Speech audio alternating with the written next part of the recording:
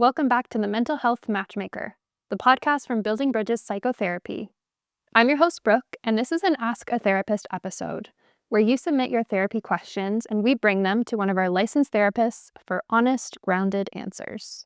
Today, I am joined by registered therapist Amanda, and we're talking about trust in relationships, what therapy can actually look like when you're feeling overwhelmed, and how to set boundaries with the people you love without feeling guilty.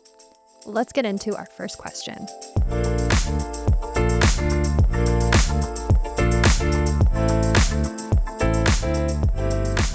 Okay, Amanda, are you ready? Yeah. The question is, I've been in a relationship for 3 years, but I can't seem to trust my partner. He hasn't done anything specific and shows up for the relationship consistently, but it's a wandering thought I continue to have and a sense of worry I can't let go of. Is there something wrong with me? And the first thing I want to say is this comes up a lot when talking about relationships, this issue of trust. I think a lot of people don't understand that trust can come from so many different aspects of our life, our upbringing, our past relationships, and even the way we were allowed to show emotions in our upbringing. So, for example, if somebody grew up in an environment where maybe they didn't have space for their emotions or they had to figure things out for themselves and be more independent, that can show up in a current relationship today as maybe asking yourself, is my partner somebody I can trust, even though they may be showing up consistently?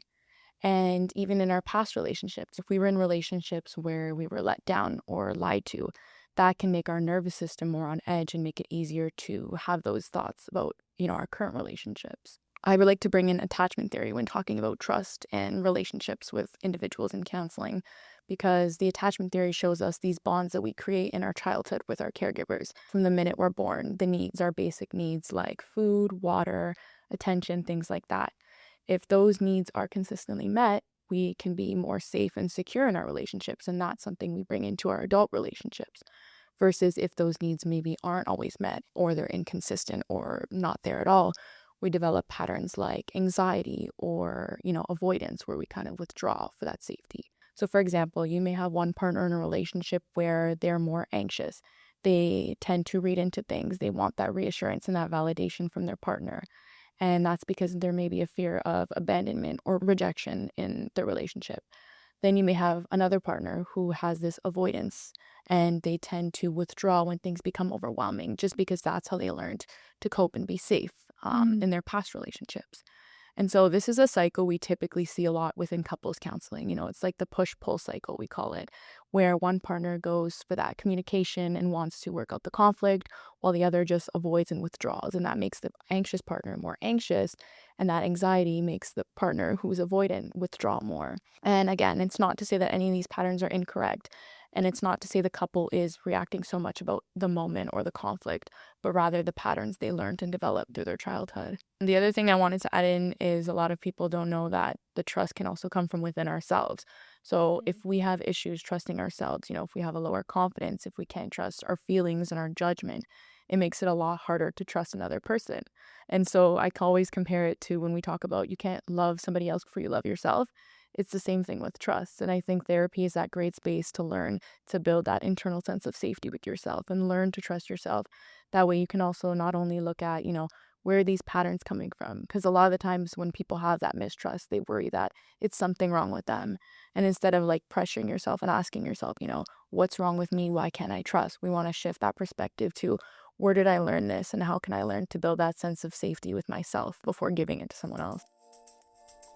Sometimes the biggest barrier to getting support isn't whether you're struggling, it's whether therapy feels realistic or accessible in the first place. Let's get into our second question. I've been having a lot of breakdowns recently, but I don't have time to go through multiple years of therapy. Not really a question, more of a statement. What would you say to that listener? That's something I've heard a lot before, especially in consultations with clients, is they're starting to see more breakdowns, more uncontrollable emotions, right? And they're not sure where to start. But at the same time, sometimes their belief in therapy isn't always there.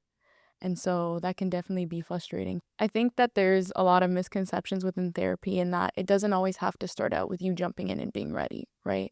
Therapy is a journey that you want to be on with yourself, and it also takes time. And it doesn't mean that, just because you're not ready, you're already failing. And I had multiple clients come in and actually discover as we're in therapy that maybe it wasn't so much of not having the time, but they were subconsciously avoiding what they wanted to talk about because it was Right. something that they hadn't done before.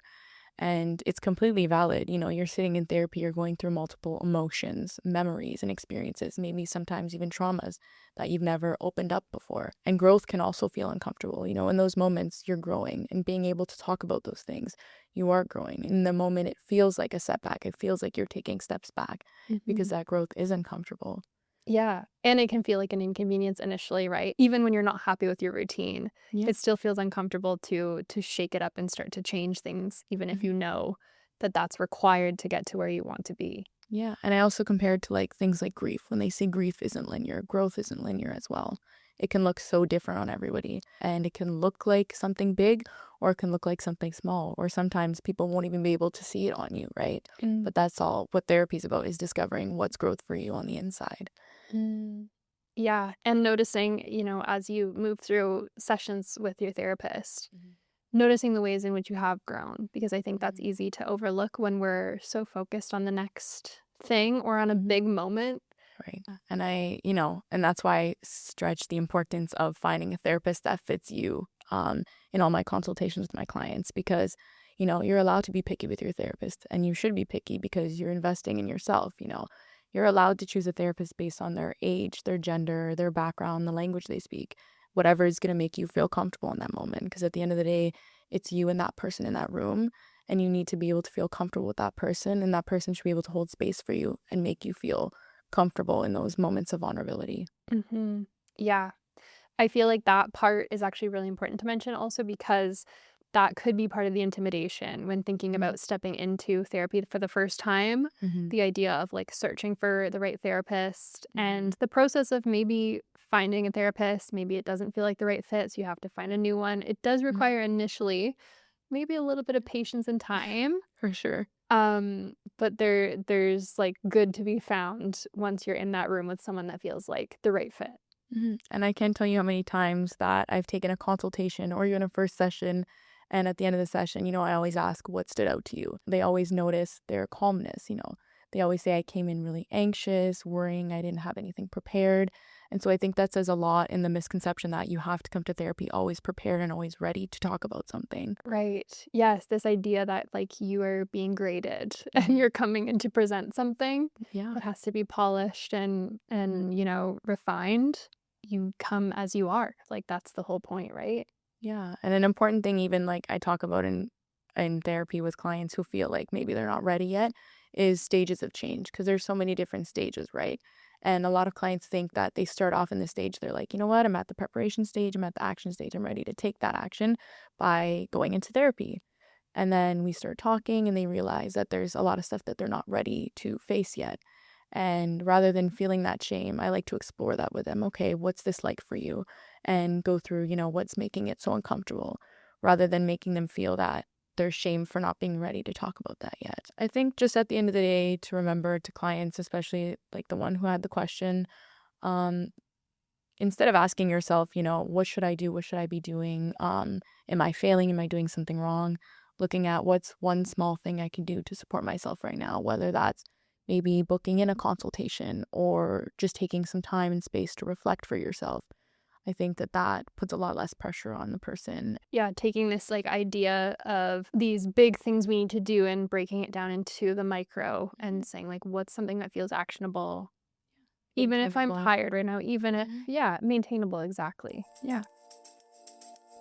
Boundaries can be one of the most misunderstood parts of relationships. Many people worry that setting a boundary means pushing someone away. Well, that is not necessarily the case. Question is, I've been trying to set a boundary with my family. I Mhm. love them, but they're always around, and sometimes I just need some quiet time. How do I set a boundary without hurting their feelings? I don't want to put a wall up. And I feel like that is a very valid struggle that people have nowadays, is especially when it comes to family, not wanting to put that wall up, not wanting to hurt anybody. And I think boundaries get a bad reputation a lot. A boundary is essentially a personal limit for yourself. It's something that's there to protect your emotional, your physical, and your mental well being. It's not only showing how you want to treat others, but how you would like others to treat you. And so sometimes they get a bad reputation because when clients are more on the people pleasing aspect, which I think all of us have a little bit in ourselves, we do things to tend to avoid conflict, avoid confrontation, and avoid arguments. And so that ends up being putting ourselves on the back burner and letting people sometimes walk all over us and we don't even notice it. In those moments, there are no boundaries. And so when it comes to a point where they may need a boundary, right, they may try to input a boundary by saying no. And I've noticed that a lot of times clients will say, I've tried to put this boundary, but I'm not going back there. And we kind of explore, okay, what was going on in the moment with the boundary? What was the boundary and what had happened? And so they often get a little bit scared when they see the shift of others. Oh, yeah. So they notice that, there was a bit of maybe uncomfortableness, maybe not even so much from the person they were giving the boundary to, but in themselves. And so that tells them they're doing something wrong. And so they shy away from boundaries and it goes back into the cycle of just continuing the people pleasing. Yeah, it's like a shift in the identity you've been clinging to for so long. Kind of moving yourself out of this role you've been playing, and the other person has to adjust to that. So that would create some discomfort initially. Discomfort from not only that person, but in yourself as well, because it's something so out of what you're used to, out of routine, right? Saying no is sometimes hard for a lot of people. Yeah. A theme that's coming up in the last couple questions is that, Mhm. like, new experiences, Mhm. trying new things, Mhm. change Mhm. generally is uncomfortable. And that's why people think in therapy they may be taking a step back because they're thinking that what they're doing is going to affect other people and it's wrong, right? Because they don't have experiences to back up this change. Yes. So when I do boundary work with clients in session, I tend to first focus on the person themselves, with their identity. Are they able to recognize what they need? Because if you're unsure of what you need, then how are you going to set boundaries based on your needs, right? So we'll start by asking the client, what are your basic needs? This can stem from food and water to financial to support and love. And so once they talk about those, we move on to values. Okay, what is it you value? Do you value honesty? Do you value responsibility? Because these things are basically reflective of your boundaries. So, for example, if you value honesty in your life, a boundary you may have is I will not tolerate anybody who lies to me, or I myself will not lie to anybody, right? And so once we find these values, we can start to create the boundaries. And then from the boundaries, the hard part is also communicating those. That's where a lot of clients, they can get to the value part and all that work. When it comes to communicating it, that's where the fear still lies. And I think even for this question, I think that I statements are a great thing to follow. I give my clients an I statement, which is kind of like a formulation to follow. And it's not something they need to follow verbatim. It's kind of like, I feel like this because of this. In the moment, I need this.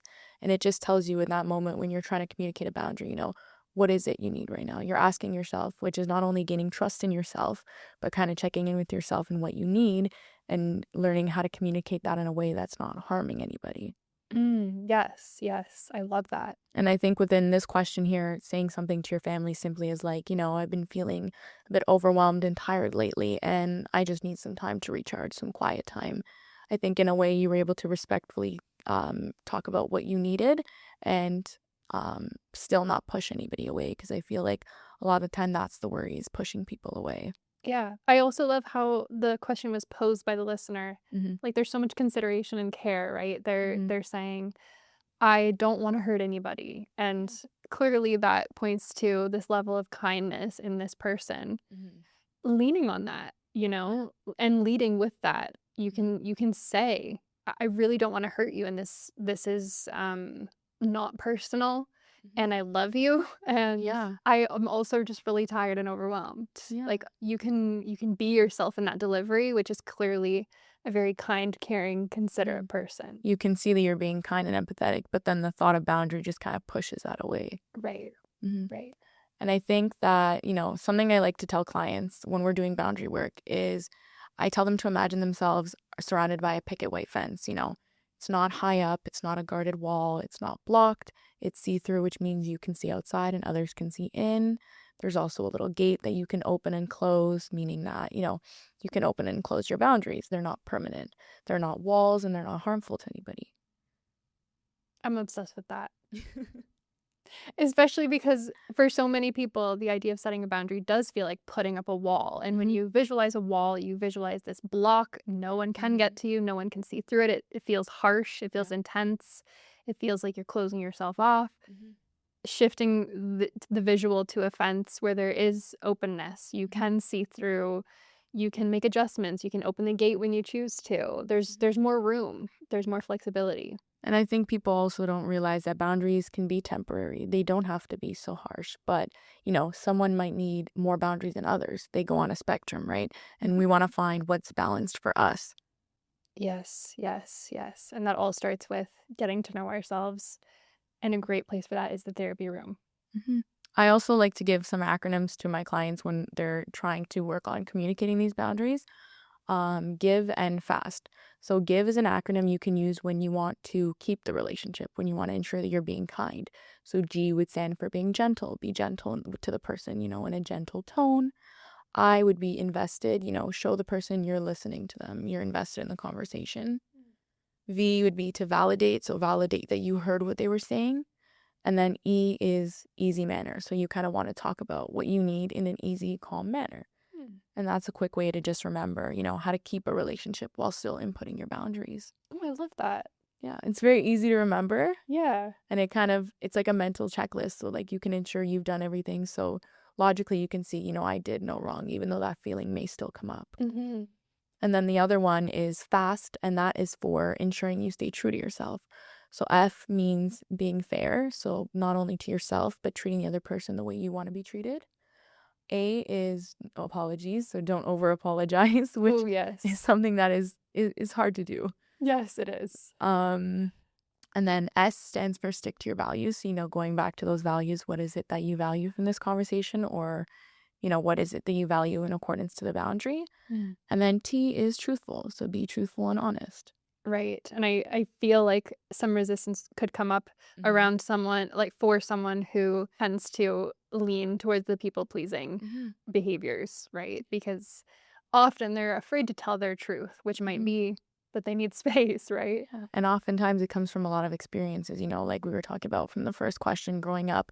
If you didn't have that room to be yourself and show your emotions and even have your opinions, you kind of got caught up into this role of people pleasing and you don't notice it maybe. And it often comes with listening to a lot of other people and saying yes a lot and taking on roles and responsibilities that may not be yours. And so it leaves you more exhausted and burnt out. So at the end of the day, I just like to tell people, boundaries help you show up use yourself more authentically. They allow you to be more authentic in relationships. They're not harmful and they're not pushing anybody away. I love that.